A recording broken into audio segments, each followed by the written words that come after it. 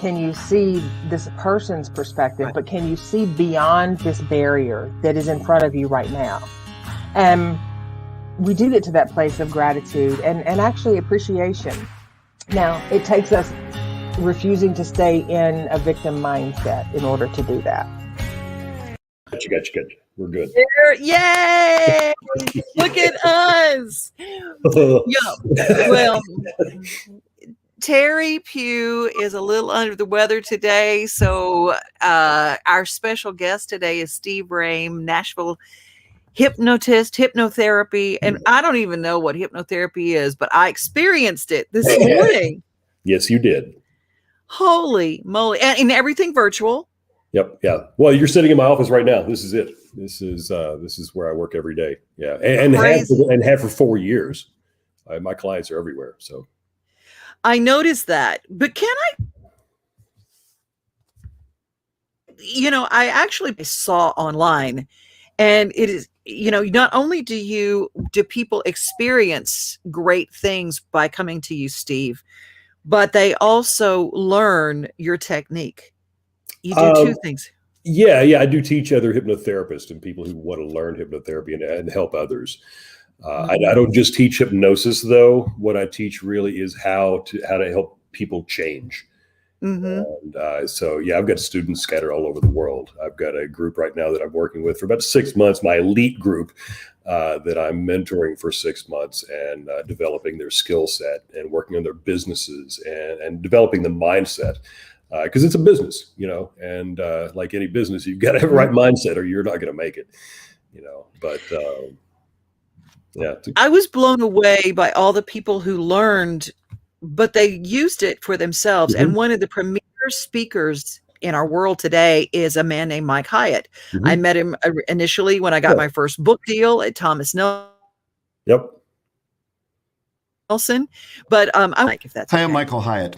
I first got interested in self-hypnosis back in college. I knew it could be a powerful tool for personal development, and as I moved on in my career, I realized it could be a powerful tool for client transformation. But I was frankly confused by all the different options out there, and some of it just seemed cheesy and didn't seem like it would work in my particular context. But the more I looked into it, the more I thought this could be useful to help me get the results I wanted faster and easier, and particularly to help my clients get the results they wanted faster and easier. So I began to do a little bit of research about it, and I was frankly introduced to it by my daughter and son-in-law to Steve Roehm and his program about conversational hypnosis. And I thought, that's what I need. I don't want to be trying to hypnotize people with, some kind of swinging pendulum or something, but I want to just do it naturally, almost like in a coaching session or in a group coaching session. Well, Steve is not only an amazing practitioner, and it's extraordinary to just watch him in action, but he's also a gifted teacher. He makes it easy, simple to understand and digest. And now that I've gone through the training, I don't feel exactly mastery yet, but I feel like I'm well on my way to mastery. And I feel like I've got all the tools that I need to be a hypnotist, but in the sense of being able to help my clients get the results that they want, and frankly, to help me get the results that I want in my life so I can create an amazing business and an extraordinary life. I don't know if it gets any better as a testimonial than Michael Hyatt. I mean, come on. I've done some work with Michael. To work with him. Oh my gosh. Yeah. But and I've helped Michael move through some things in his life too. And during the training that we did, that's the reason I can talk about this, because it was in a public setting that we cleared out some things that were blocking him from being even. I mean, Michael's got like an 8-figure business, but there were still things that were holding him back that I helped him move through. And what is the biggest tool that we all have as humans that we don't use? Oh, that's a good question. What is the biggest tool? Well, I think it's really the realization that you have everything that you need. You just don't know how to access it. We have all the resources. The work that we did this morning, Mhm. All I did was help you, and we can talk about this if you want. Mhm. We'll get Yeah. into that in a moment. But I just helped you take the emotion out of the experience that was there to gain what you needed from that, and find the resources to really attach to that to make you stronger, to make you more peaceful, to make you more grounded, right? And all the things that we talked about that you wanted on the other side of that. And I'm kind of curious now that we're sitting here talking about this again, because it's been a little over an hour since we finished that up. How do you feel right now? What do you think? Lighter. That's the first word that I think. I feel lighter. And what I found in a lot of the difference in what we talk about on this show is the tools. Teri Pugh is my life coach. And I say talk therapy is great, but I don't need more friends. I don't need to just talk about what has been. I don't need to talk about the yuck. Yep. I need to move to the other side. I want to live in the good. Exactly. And that's really what you kept stressing. That's the interesting thing is like, no. It's not all about what happened and what happened to you and what you have. It's not about the load of bricks that you're carrying. What do you want it to look like? Well, it's not even just what do you want to experience on the other side. Wow. It's what do you want to, because even that specific language, I have to be careful with the language that I use. Because the outcomes that you want to experience may be based on some other aspect of the way you perceive the world. So there's a lot of little, there's so much that goes into the conversation we had prior to actually doing the session, right? The session started when we started talking. It's incredible how, first I'm going to talk like a chicken or, you've seen the party tricks in Las Vegas. It's not like that. 22 years, I don't I've think. never had anybody do that. Ever. Well, Elizabeth joins us lighter. What a wonderful feeling. Elizabeth has been very open. We've talked a lot on this show about substances and addiction. Yep. We talk about that a lot and how difficult that is to break the bonds of an addiction. How does hypnotherapy help?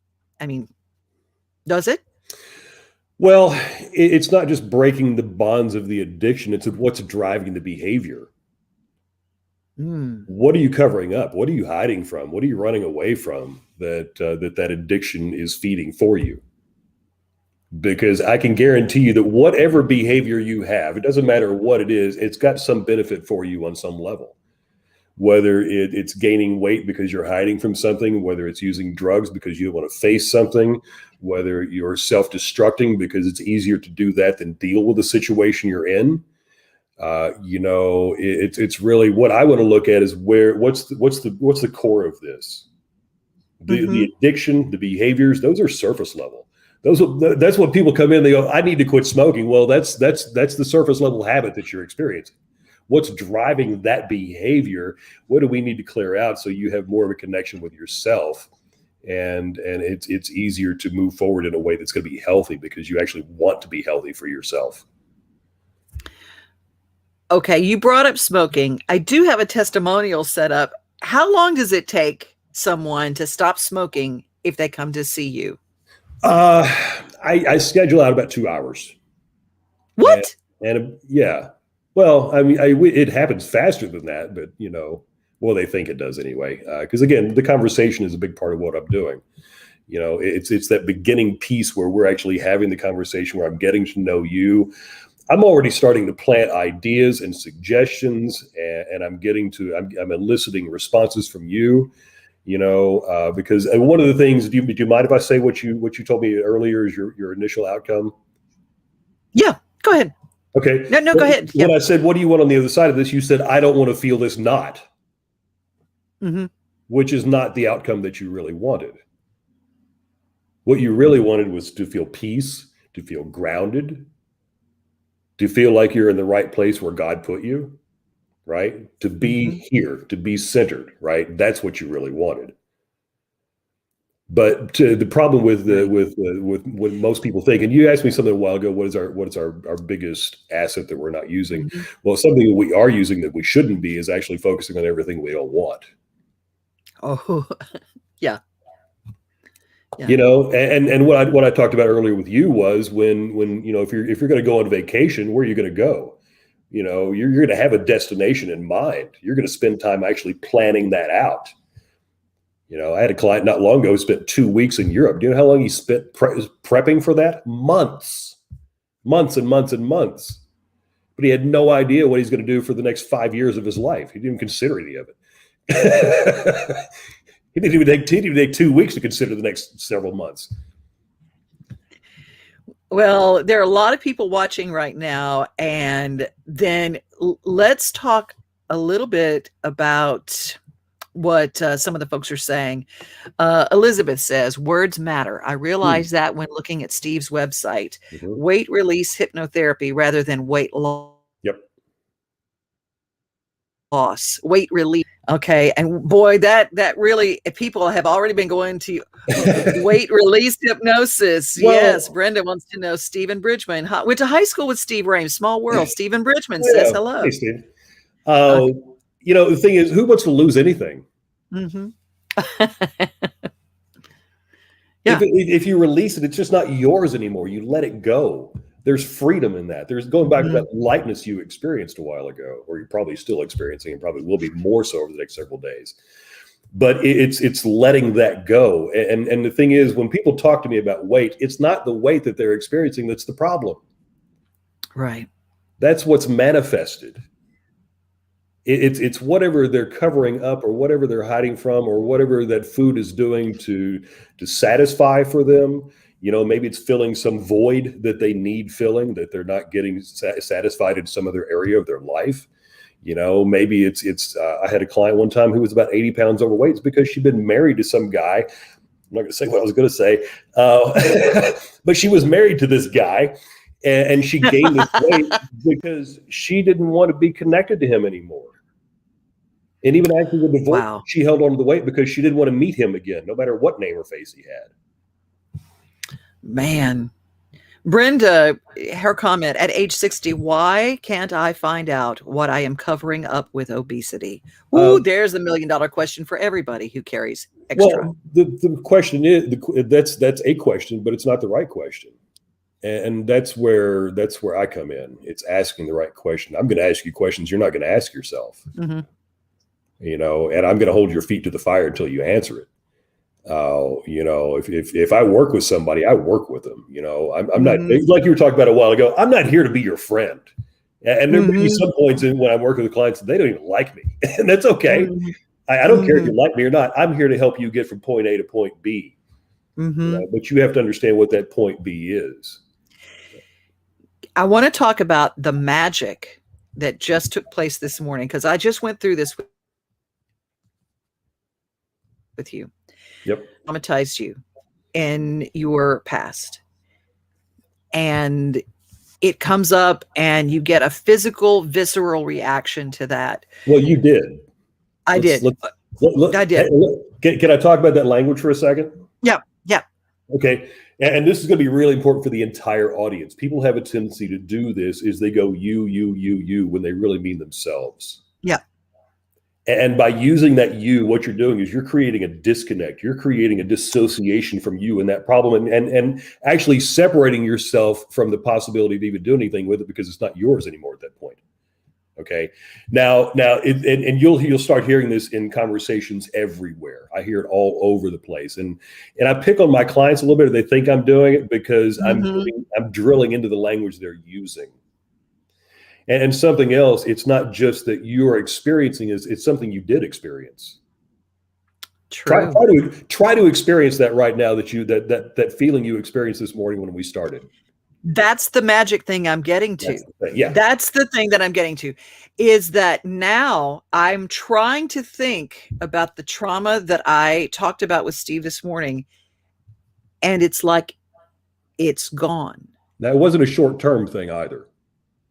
No, this was years and years and years. And it was, And all of a sudden, and I feel like I've been holding my breath for that entire time. And now I'm not holding my breath any longer. And I'm not believing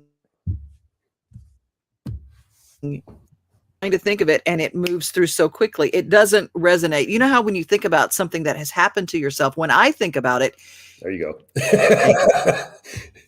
Okay, I'm gonna take it. I'll take it. Hey, it took me a long time to catch myself doing it as well. So it's be compassionate, be gentle on yourself. Mm-hmm. When I think about something that's happened to me, it sets up residence in my head, my heart, my body. I carry the weight to protect myself. So that's the bottom line. Yeah, I can't even make it come to my mind. Yeah. It's weird, but good in a good way. Yeah. Yeah, that's what differs from counseling and psychology. I was having this conversation a while ago with somebody, and they've seen a counselor for years over a situation they've been dealing with. And the problem with it is, and I'm not putting any counselors or psychologists down. I believe that most of them go into it with good hearts. I believe that the processes that they're using are archaic, and they're not really serving their clients fully the way they should. It's when people go into these situations, they walk in, they start talking about their problems. And by doing that, they start firing off these neurological connections in their brain that are attached to those old experiences. And then, oh, I'm sorry, your 50 minutes is up. You have to go now. I'll see you next week. Well, they walk out now with all this stuff fired off in their brain. And because our brains are these amazing association-making machines, we start making connections with the state and the environment. So people can go in with a single anxiety, they start talking about it, they get it all fired off, they walk out, they've got this anxiety, they get out in public, and now this anxiety that they've been experiencing is attached to the experience they're having as an environment out here. And now the environment becomes a trigger for that. So now it's not just a single anxiety, this thing turns into a generalized anxiety. Right. And now, but they keep going back and they keep doing the same thing over and over and over without actually going from point A to point B. I don't work on stuff. I work through it like we did this morning. Right. Lori Lynn has commented that feeling of holding your breath. Yep. I can so relate. The feeling of going through the day and going, whew. And that's something that Teri worked with me too. She said, you're not breathing. You're not breathing. You literally, it's this white knuckle thing that you got to work on. People are really firing off questions here. You're setting a fight or flight. Yeah. Good afternoon. Always looking great. Interesting conversations. Sure needed to hear this. Thank you, Margie. Glad that you're here. Absolutely. There are a lot of you that might have the question like I did is, how far and do you feel out of control? People are afraid of hypnotherapy because they feel like I got to let go and I don't want to let go. Well, I will tell you, first of all, it's remote. You're in your own place. Yep. Number two, it doesn't feel out of control. Explain how the feeling of hypnotherapy. Well, it's different for everybody. And the thing is, like Michael was talking about a while ago on the video that you brought up, a lot of what I do is very conversational. People don't even know we're working. The thing about hypnosis is hypnosis is not going to hurt you. Well, depending on what hypnosis is, if you're being hypnotized by the television every day, hypnosis is hurting you. If you're finding somebody who actually has good intention to help you, somebody who really wants you to benefit from the work that's being done, then you're going to be okay, because it's all driven by intention. And but the experience itself, it can happen in a matter of a second or two sometimes. Some of the processes that I use, one of the things that I use, one of my favorite tools I use, called mind-bending language. And it's the way I approach it is it's a series of questions. And those questions are meant to get you out of your way so your unconscious resources can come to the surface and you can actually get, attach to But honestly, that can happen in a matter of minutes. I worked with a client in Australia last week. We had an hour and a half scheduled out, and 18 minutes into it, her problem didn't exist anymore. So and she Wow. she had no idea where we were working. Wow. It's but it can be something guided like we did this morning as well, because I use the same process I did with you that I use with my veterans, with people who've been through combat. I've worked with sexual, physical, psychological abuse cases, and using the same basic process that I do with you, the same structure overall anyway. Every session's different. Lori Lynn says, I don't work on stuff. I work through it. That's gold. Yep. And it is gold. And that's the thing. That's the difference. And like I say, we're not here to denigrate any other mode, no. Any other way that you want to deal with whatever. If it's working for you, then that's great. Everything has its place. Right. Yep. Well, let's talk about stop smoking. We've got Josh's that one because people think, well, to quit smoking is going to take me so many days. I've got to white knuckle this. And it's a tough thing to get over. No, let's talk about that. Not really. Hey, my name is Josh Lawari, and I did a smoking cessation on August 5th of 2012, and haven't even touched any since. So I am very grateful, and I have to say that I was a little skeptical of my ability to benefit from hypnosis, but I found that it was extremely helpful, and I'm very glad that I did it.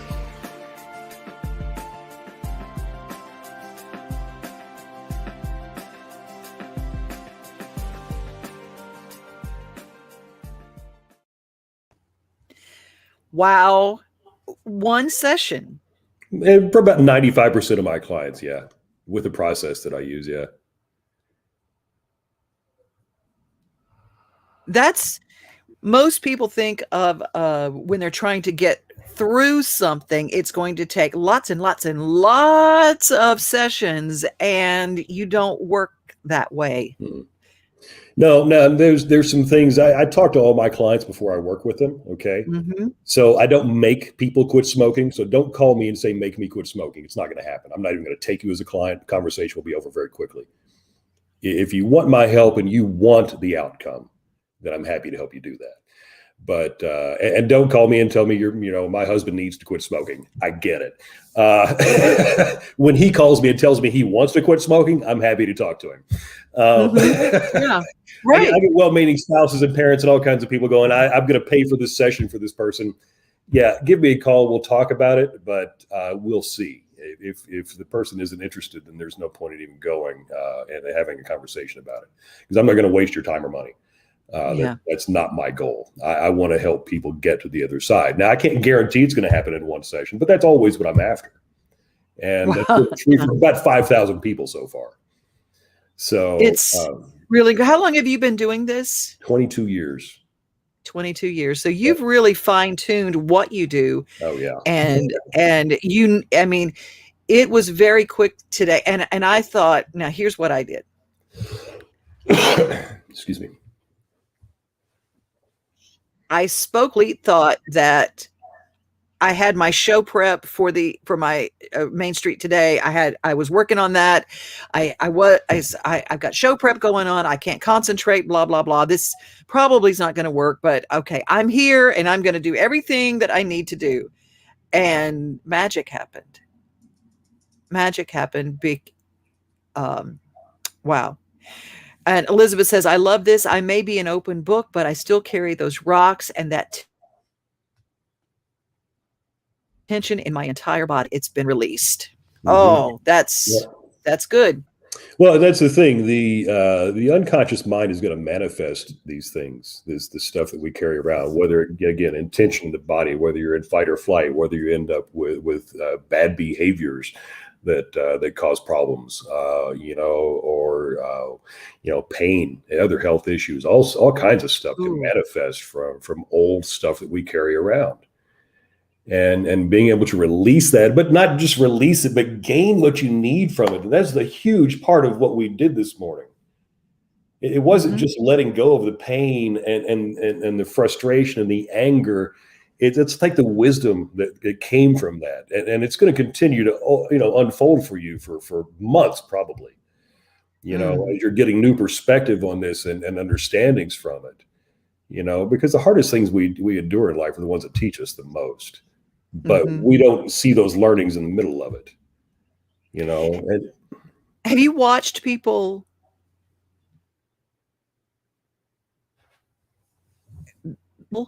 as they've worked with you? I mean, people carry, like you said, disease and illness. Have you watched people literally walk away from illness that literally was manifested by a trauma or something that they carried in their brain? I have. There's a testimonial on my website. And if you go to NashvilleHypnosis.com and go to the testimonials page, go all the way down to the bottom. It's a longer one. She actually came in with breast cancer. And she was diagnosed on a Thursday. I'm not saying, and I want to preface this. Okay, I'm not a magician. I'm not here. I'm not doing this stuff. I am facilitating the process that people do within themselves. Okay, I just know how to help people move through those things to get to the other side. So I just want to preface it with that, okay? Because I'm not a miracle worker. I'm not pretending to be. But she came in, she was diagnosed on Thursday. We did a session on Saturday. We spent about 3 hours together. And on Monday, the cancer wasn't there. So, what we can do with our minds is amazing. And so on Monday, what you saw she was diagnosed 1 week, and then the next week she was diagnosed on Thursday. I saw her on Saturday. On Monday, it wasn't there. There was radial scarring in place of the cancerous cells. And again, this is on my website. I'm not claiming anything. Okay, and please don't call me going, please cure me of cancer. Okay, I am not the cure to cancer. This is one of those things. It was just an amazing experience. I was fortunate enough to be a part of it and help facilitate some of the process that went on within her. Okay. Because again, please don't call me and say, cure me of cancer, because it was, but it's amazing what we can do with this work. And it's, the unconscious mind drives everything. It's, cool. It is. There was a story that I read in a book about healing, and it was a woman who was also died. Her affairs in order. She and her husband quit their jobs, and they watched funny movies every day. They went to the beach. Love it. They walked. They did everything, and then she went and she outlived what they told her she was going to live. She went back in, and they said, "You have no cancer. You have no disease in your body. What did you do?" And they laughed uproariously every day. We have this rich life that so many of us do not give ourselves permission to experience. It's only a choice away.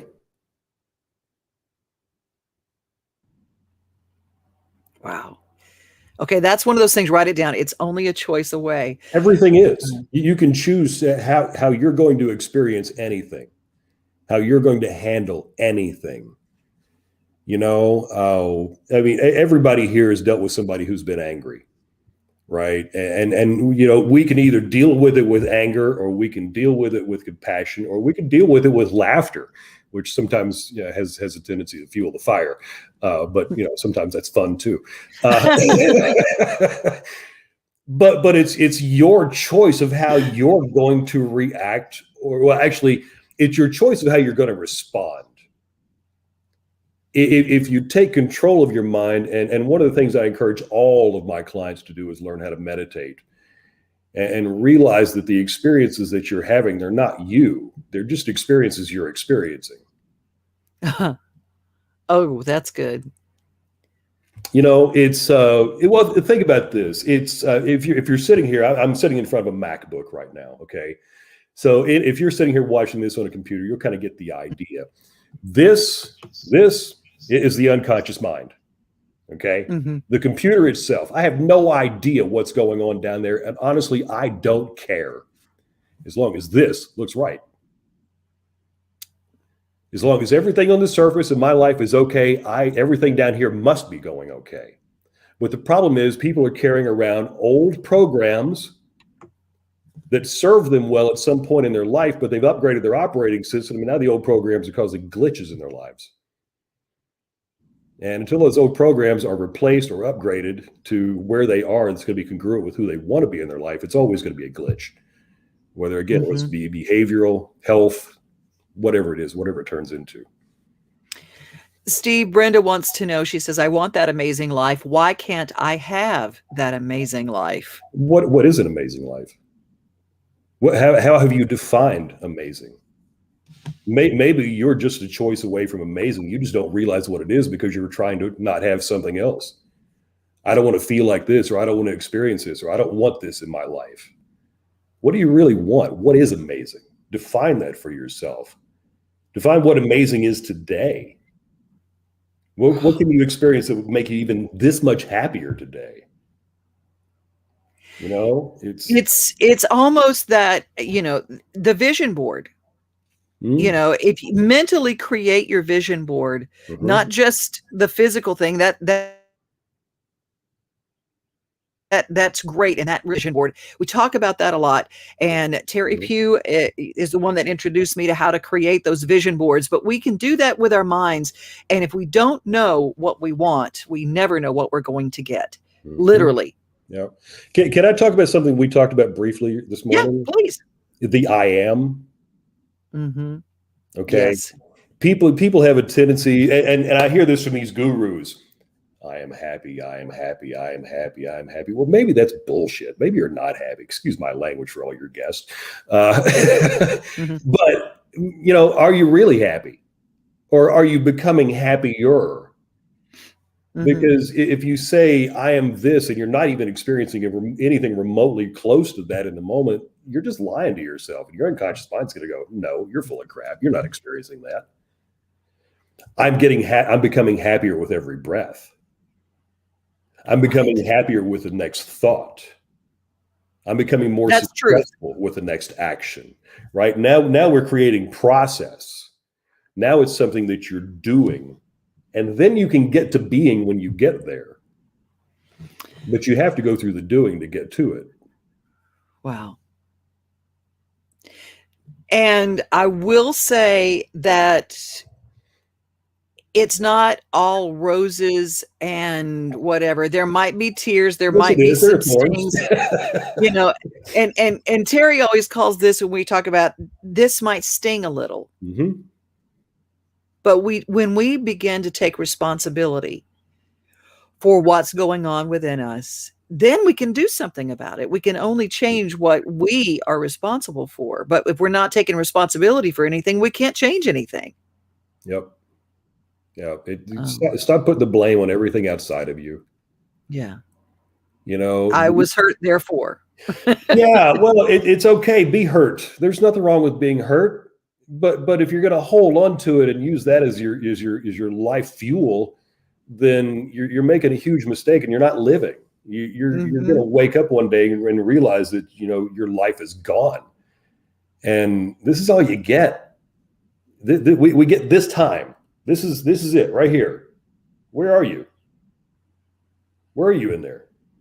Oh, that's good. And what are you going to do with the rest of it? You know, you can be miserable and you can blame everything outside of yourself, or you can look in the mirror and you know, maybe some of it is outside of you. I don't know. I mean, the world's pretty screwed up right now. I'm not saying it's all of you. But what are you responsible for? Yeah. And what can you change to change your perspective on the world and your experience and your abilities? You know, and stop looking at the mountain. What's the next step? You know, decide who you want to be at the top of the mountain, but you're not going to jump up there today. What can you do today that's going to make you that much happier? It's going to make you that much more successful. It's going to move you that much closer to the life you really want. I love it because you brought everything down to a real, tangible thing. I didn't feel all that guru. There were no pendulums. Getting very sleepy. You know, there wasn't any of that. So I don't use that for sexual. He did not do that. No. Did not do that. And I want everybody to know how they can reach you. Brenda says, is it NashvilleHypnosis.com? Is that the correct place? That is one of the correct places, yes. You can find me there. I'm also now SteveRoehm.com is under construction. So if you get there and trip across a few things, I apologize for our mess. But yeah, if you want to have a conversation, you can find me here on Facebook. Reach out, and I'm happy to have a conversation. The conversation's free. If I feel like I can help you, then great, we can go forward from there. If I don't, then I'm going to let you know that. Because I'm not here to take a bunch of money from people for nothing. I'm looking for clients who really want to step up and lean into their edge and be willing to face themselves and whatever their BS is, the belief system. That's really, really, really good. Well, we're going to bring things to a close here, Bobby Ashley. Feel better soon, Teri. And we do want Teri to feel better. If you're watching this on any of these pages, we ask wherever you are just to click like and subscribe, but also go to Steve Roehm's YouTube channel. You can subscribe there because he puts content up there. Yep. And subscribe on your Facebook page. Yeah, go to my fan or my business page, the Steve Roehm business page. I think it's the Steve Roehm, because actually there are more than one of me, oddly. But yeah, go like my page. More than one? Oh my gosh. Yeah, there's one who's a xylophone player. Apparently he's really good too. But I've stolen all the SteveRoehm.coms and everything. So sorry, Steve Roehm, or Roehm if you mispronounce it. Yes. But yeah, you can find me on Facebook. You can Google me. I'm all over the place. So yeah, happy to have a conversation if I can help somebody move through some stuff. And yeah, wonderful. Well, thank you for your time today. Yeah, thanks, Devon. This has been awesome. And remember, Transit.com. Teri's a little under the weather. She'll be back next Wednesday at noon because that's when we have launch date. It's heavy lifting for a lighter spirit, and that's what we do. Thanks, Steve. I appreciate you. Thank you. Thank you. And thanks to everybody who weighed in on this conversation, to all you guys who are viewing. Bye-bye.